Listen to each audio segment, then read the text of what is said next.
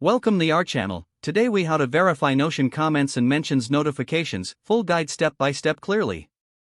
To begin confirming notifications for comments and mentions in Notion, open the Notion app or website. Log into your account if you haven't already.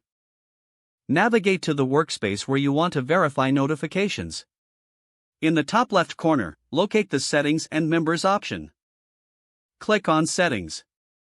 Scroll down until you find the Notifications section. Here, you will see different settings related to notifications. Review the options for mentions and comments. Ensure that notifications are enabled for both categories. You can choose to receive notifications in your email or through the app. For real-time app notifications, check if your device settings allow notifications from Notion.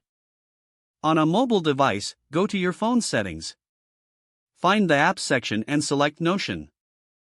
Ensure that notifications are allowed.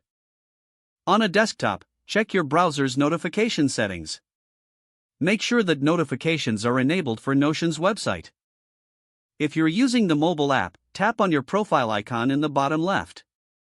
Select Notifications from the menu. Review and adjust your settings if necessary. To test if the notifications are working, mention yourself in a test comment.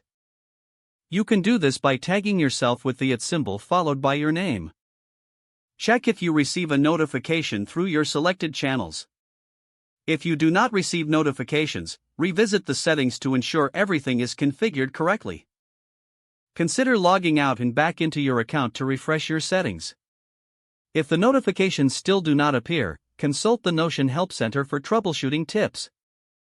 Remember to explore additional notification settings that may enhance your experience. By following these steps, you can effectively verify and configure your Notion comments and mentions notifications. If the page does not load, refresh the browser or try again in a private or incognito window.